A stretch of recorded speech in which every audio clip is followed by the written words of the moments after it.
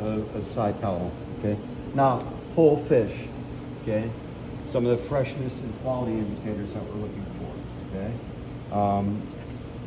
The fish should feel relative to its size, okay?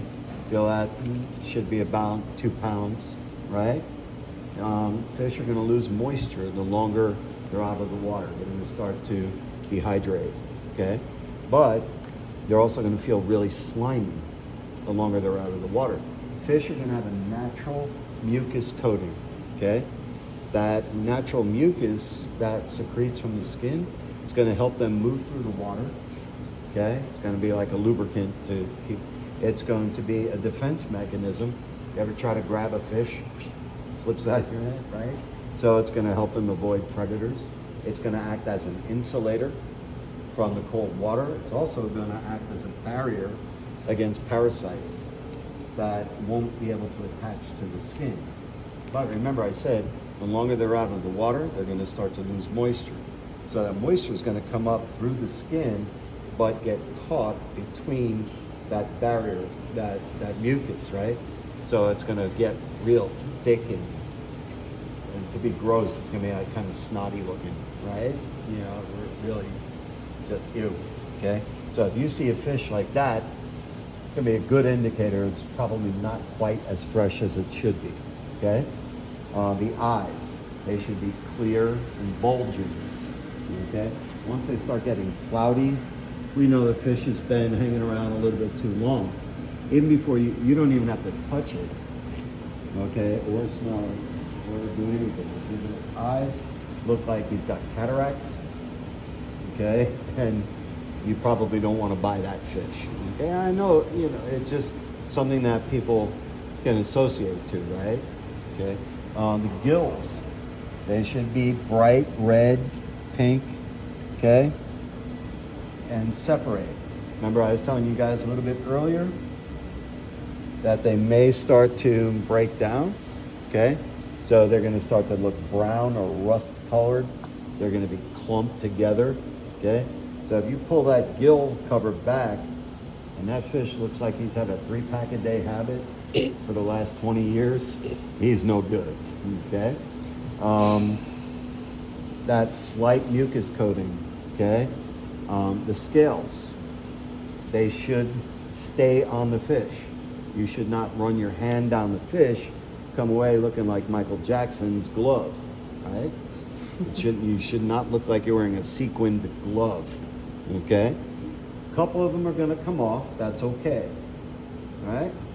The smell. If it smells like fish, it's bad. It's the one thing that if it smells like what it is, it's bad, okay? Fresh fish should have a very, like, if it's saltwater fish, it should smell like the ocean. Very, okay?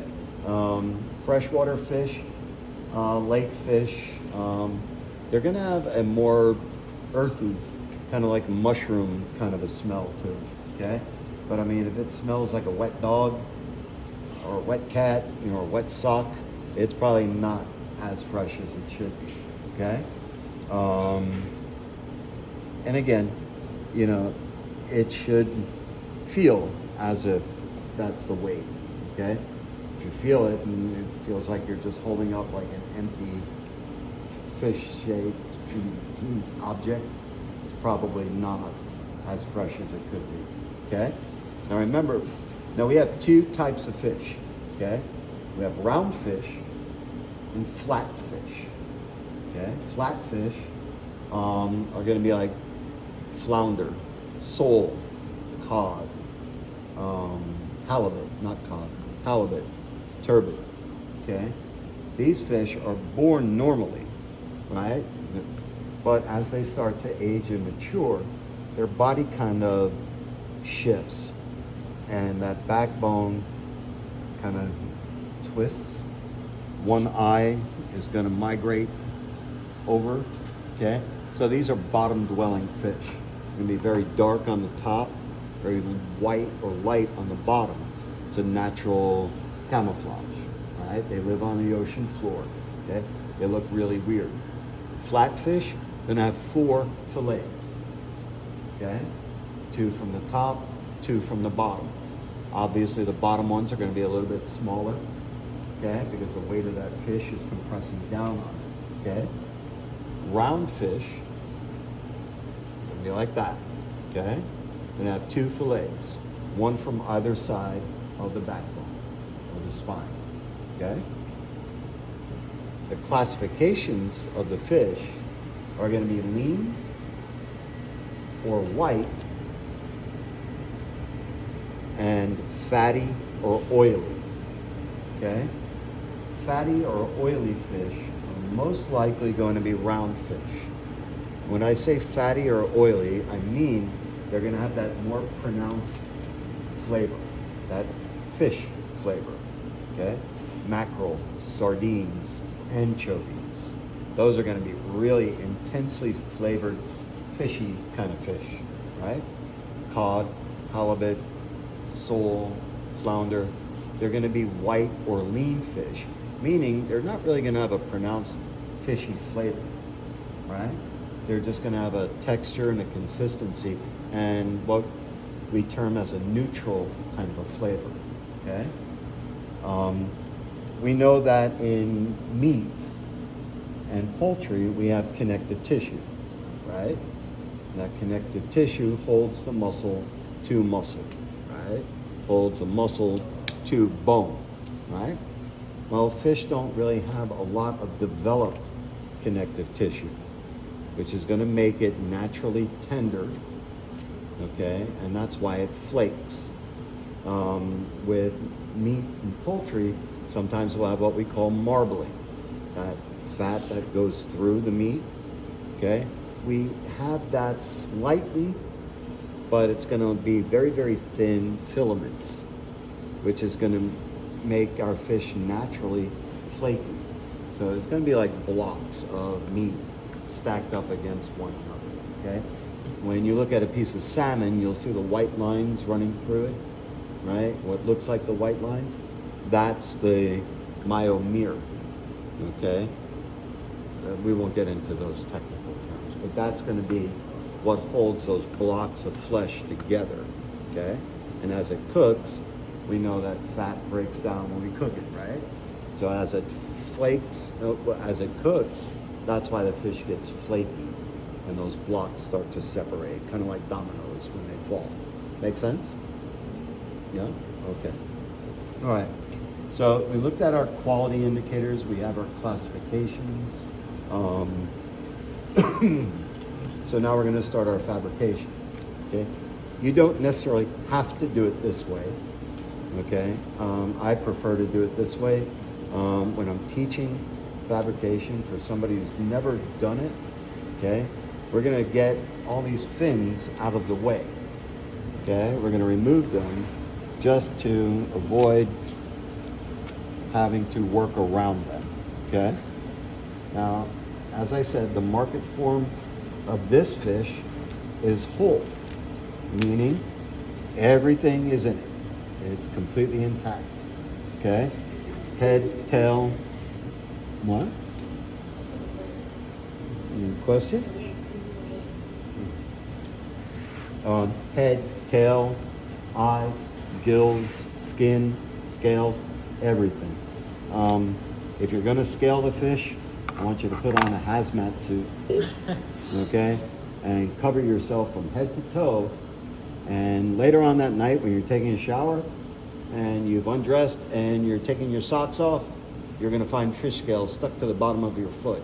How it got there, nobody will know. But they get everywhere. So if you are going to scale fish, and the only reason why we would scale it is if we were going to leave the skin on for preparation. Some people like that texture, that flavor, that consistency of the crunchy or crispy skin. If you do that, you're going to start from the tail towards the head. Okay? Ideally, you would do it outside. Okay? Sometimes you may have to do it on a sink with a cutting board. Make sure you have running water, okay? Because honestly, once we start scraping, okay, those scales are going to start flying all over the place, okay? So, and then once you have it all scaled, before you cook that fillet, you're going to score the skin, kind of like in a diamond pattern. You don't want to go too deep. That will keep the skin from contracting and curling up, okay? It'll give you a nice, even, flat fillet, okay? That's if you're going to leave the skin on. We're not going to. We're going to take the skin off, okay? All right, so I'm going to keep removing all those fins. And again, not absolutely necessary, but makes it a little bit easier to handle, okay? Especially these up here, the dorsal fin, okay? You'll see that? That looks pretty dangerous, okay? That's a defensive mechanism, okay? So a big fish comes up to try to swallow it from behind. What's it gonna get? It's gonna get ouch, right? Okay? I take that off especially because when we're fabricating, you really don't ever want one of those spines to go under your thumbnail. You know from personal experience, Chef? When I was doing red snapper, I had to do 300 red snapper. Sometimes those spines will contain a toxin.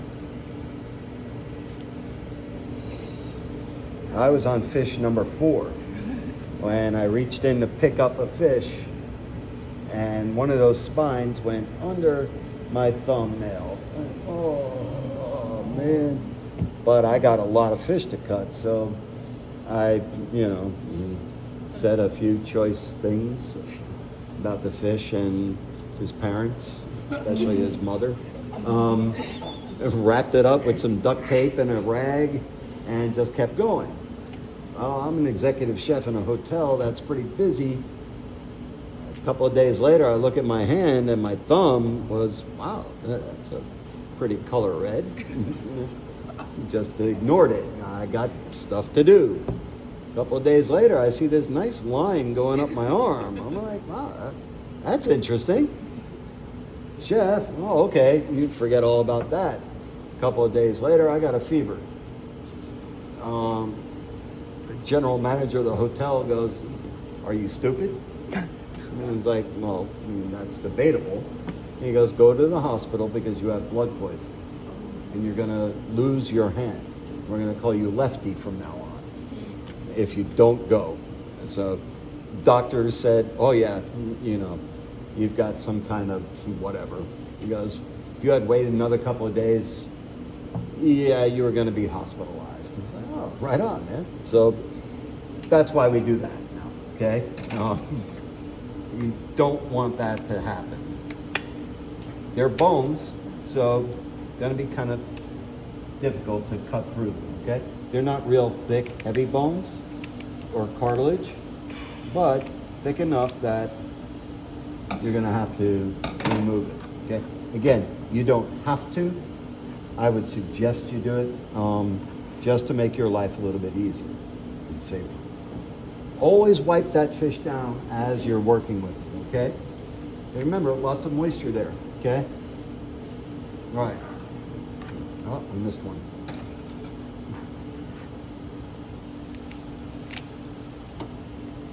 Okay.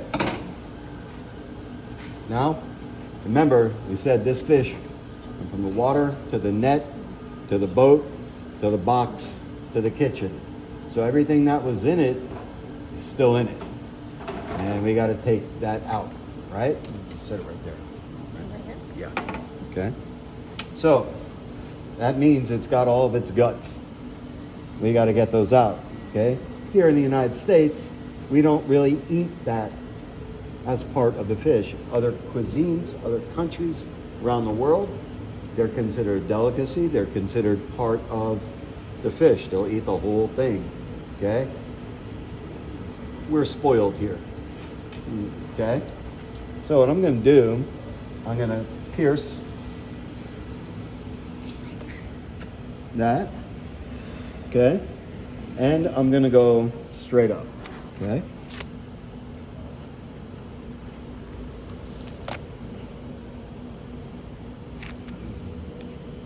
You know, open it up just like that, okay? Now, you want to be real careful here, okay? Because we don't really want to cut into that sac that's got all the organs, okay? It'll just make a mess. We'll make a mess in a little bit, okay? So, I'm going to hold it open, and using just the tip of the knife, I'm going to open up that belly. Okay?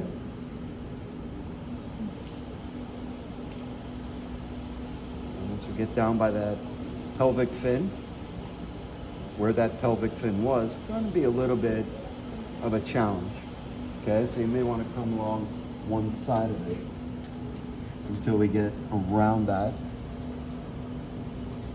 Okay? See what I mean, guys? Okay? Right in your face. All right. I'm gonna put it on the YouTube channel. Now, open it up. Oh, Okay. my mouth. Sorry. No, I'm doing this. I'm watching. All right. So I want you to take your thumb, come along the side, kind of rub your thumb along there, just to kind of separate it. Okay? You can start to pull it out. Okay? That membrane isn't going to be very thick, so you'll be able to. You don't want to pull it out, then you can just use the tip of your knife to separate it. And you can see how that whole bunch will start to just come away from the cavity. Okay? Until you get up here by the business end. You got the... Chef, what's the yellow stuff? That yellow stuff is bile from the liver. You have it too. Oh. Okay? It's just a natural thing in the fish, right? From the bile that will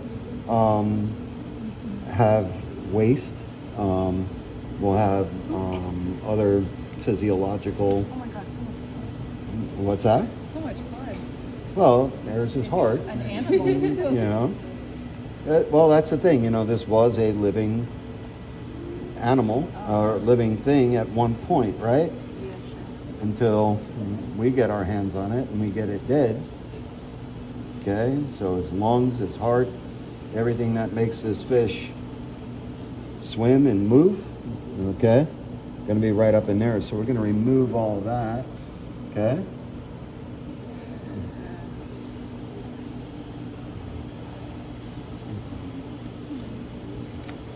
You don't have to be none too gentle about all that. Once you get, yes, sir.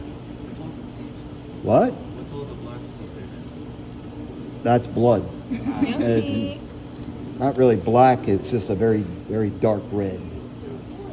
Okay.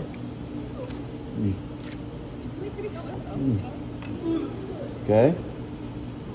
So get all that out. Oh, it's little lungs, I think. That's his liver. That's his liver. It's huge. This was a boy kind because that's his boy parts. Okay. Ooh. They're a little bit more oval and round in other animals, and a boy fish, they're going to be a little bit longer and narrow. I hope I don't have to explain myself. Okay, I didn't think I did. Thank you. All right. Now, wipe out that cavity. Okay? I understand why we're throwing the things away now. Yeah, now you, right? What do you mean we can wash that? We could. We're not going to because it's a side towel. Good thing they're fairly inexpensive. Okay? All right. Again, keep constant. Yes, Michael? Can she use water to wash the fish too? You could, yes. But that would mean only two of you could watch me do this. Okay? If you're doing it in, you know, a industrial kitchen or a professional kitchen, you're going to be doing that. You're not going to be demoing it, right? So, yeah, you would have that at the sink. You'd have the water running and be cleaning it at the same time. Okay? All right. So, see, always make sure you're wiping it down, getting rid of any excess. Okay? Now, I'm going to come behind that pectoral fin, okay, where we cut that one off. You come behind that.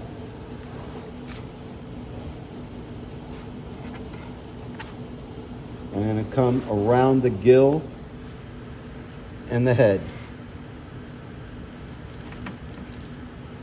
I'm going to just stop when I feel the backbone, okay?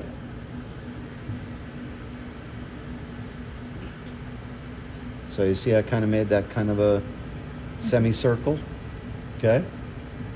All right, now, remember I was saying earlier, there are many, many different approaches to this, okay?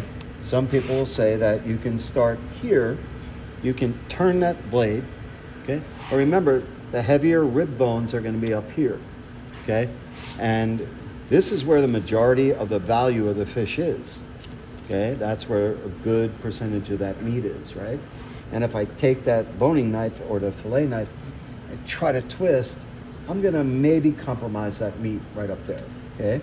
So while I could start, and I told you Gordon Ramsay, I was watching him do a salmon, he says start up here along the back. Again, unless you're really Gordon Ramsay level knife handling, I wouldn't recommend that just yet, okay? So Would that also be because he would want to leave the skin on? Not necessarily. Okay. Okay, it's just training, who trained you, how you choose to approach that, okay? This way works better for very inexperienced people trying to cut this, okay? So you're gonna come around there, like I said, stop when you feel that backbone, okay? You don't want to decapitate the fish yet, okay? So just make that half circle there. Come down here by the tail. Do the same thing. We're gonna go right down to the backbone, okay? Once you feel that backbone, stop, okay? Now, I don't have a lot of meat down here by the tail, do I? You see how much of it I have up here? So more value up here, less value down here. If I'm gonna make a error, I'm gonna kind of make a little mistake, I'd rather make it down here and not compromise the main value of my fish up here, okay? Everybody got that? All right, again, now, I'm gonna bring my fish. What I wanna do, remember I was showing you, we wanna keep our knife flush along that backbone of the fish and come down, okay? So I'm gonna have some pressure with my thumb and I'm gonna come along that backbone all the way the length of the fish, yeah? Okay? And come down just like that. What you really want to avoid doing is walking that knife down that spine. Yes. You also can't saw. You can. I wouldn't recommend it because. And I've seen that happen. Okay. You're gonna keep your hand flat. Okay. If the knife comes up, I'd rather you cut a little bit here than holding it like that and coming up there. That is a lot more paperwork. Okay? You can saw, you may have to, okay? Especially when you're first learning, especially if you don't have same kind of hand strength, okay? But, you know, so in order to keep, if I'm on the board, where are my knuckles? They're on the board. Am I gonna be able to keep it flush? So what you wanna do, come to the edge of the board. Make sure your hand is off the board so that you can make that turn.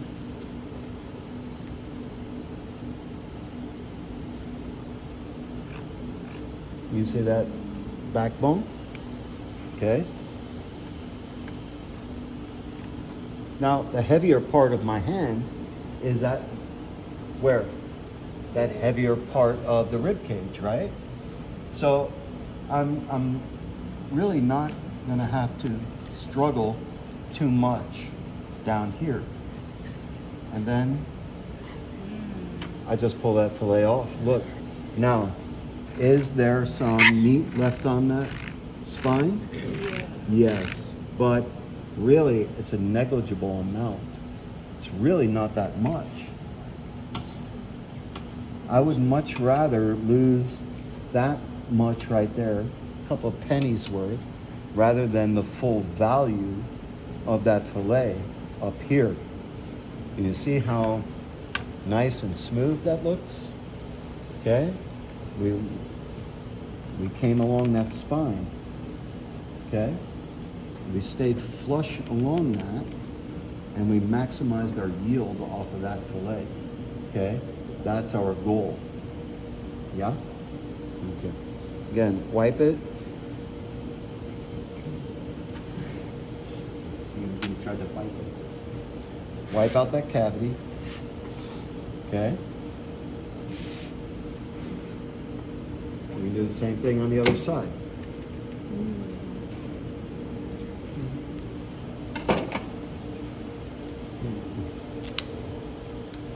It's going to be known as the collar. Okay?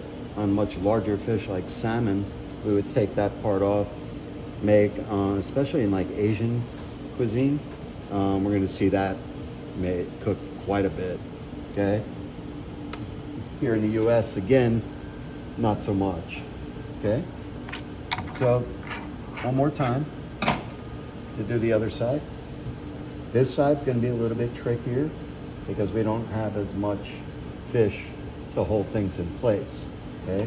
So you're going to have to be a little more careful taking that other fillet off. Okay? Again, we come around, go down to the backbone, come around. Okay? You do the same thing.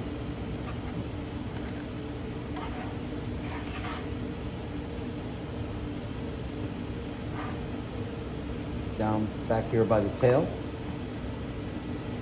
Make that turn.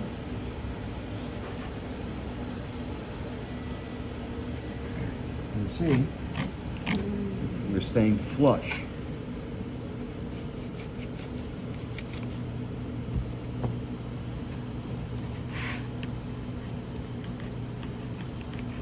You're gonna have a little bit of that dorsal fin up there. You might get a little hung up there too, okay? That's where you just want to keep that knife flush. We'll take off that dorsal when we're taking the rib cage off, okay? Come up. Gino, we were asking, can we saw? We have to, okay? Yes, you can. Just want to be careful, again, to remain flush on that spine, okay? Take your side towel, something kind of protect, and you're gonna have to cut through that, all right? And then, there we go. Okay? So, that's what we're really looking for, okay? A minimal amount of waste left, or minimal amount of meat left on that body, or that carcass, okay? Now, one of the things that customers always complain about when they order fish is a bone in the fish.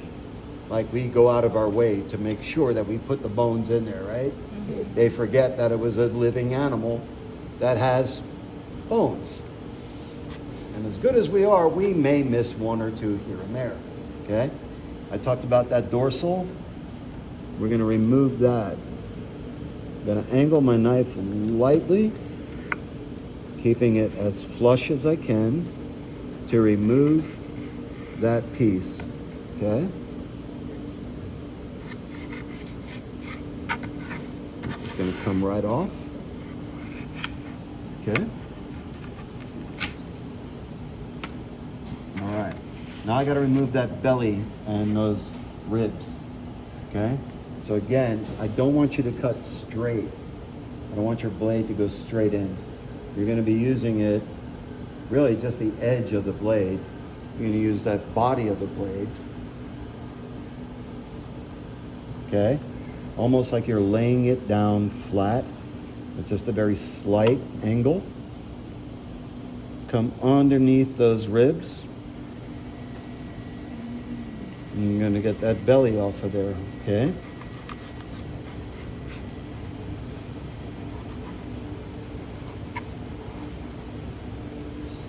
As you see, you can see those bones right there. You can see them through the flesh. Okay? So that's going to be a good indicator that we kept our knife flush and we didn't lose a lot from there. Okay? Now at this point, what I want you to do, rub your finger down this ventral line, okay? And that the lateral line of the fish, okay? You'll feel there's some more bones in there. So now what we're going to do is we're going to make a V cut, okay? But a very shallow V. What I mean is we're not going to have that real deep V. I want it to be very shallow so we don't lose a lot of yield, okay? So I'm going to come on either side of that and just kind of work out a little wedge of meat to remove those final few pieces of bone that we're going to have in there, okay? And again, yes, I do lose a little yield doing this, but again, I'd prefer to lose a couple of pennies worth of meat there rather than getting a customer irritated and angry and upset that there's a bone in their fillet and refund the cost of the entire meal because there was a bone in the fish, okay? So that is going to be our fillet. On a much larger round fish, sometimes I might do what we call a J cut, meaning I will come in almost like a J. I'll remove that belly piece because the meatier part is going to be much bigger. Here on this size fish, I don't have a lot to work with, so I want to keep as much of that as I can, okay?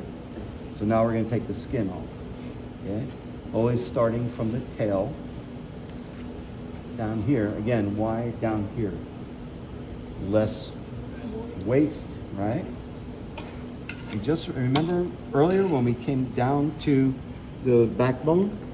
Now we're just going to come down to the skin, okay? I'm going to make that turn here.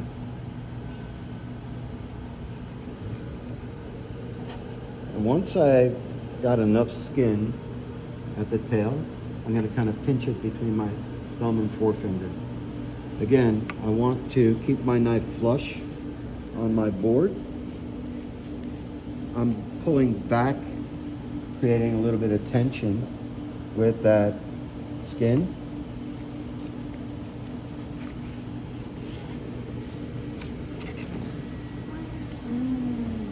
And we take it off. See, we didn't leave any meat there at all, right?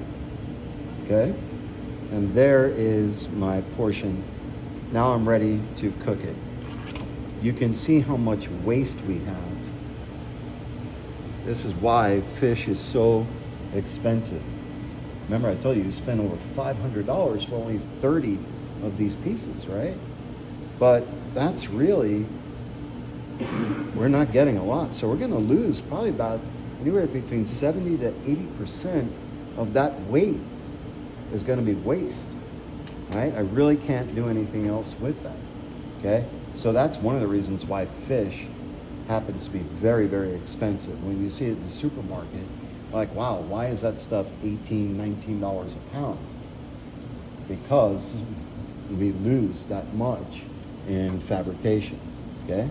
And again, this is why your knife cuts are so important, why your control of your knife is so important. Remember I was saying earlier about why, when I'm doing those tournées, why I didn't understand why the chef made me do so many of them, because you learn that control of how to maneuver that knife, okay? So, everybody cool? Yes. All right. Questions? Who's got questions? Yes, sir. Is the collarbone piece that you tried, is it like a neck? They don't really have a neck per se. but it's going to be around the, you know, if you look at like a horse that's got like the yoke on it, right? So it's going to look like that. So we call it the collarbone, up only because it's up by the head, right? Okay, and yes, louder, please. Have you ever majorly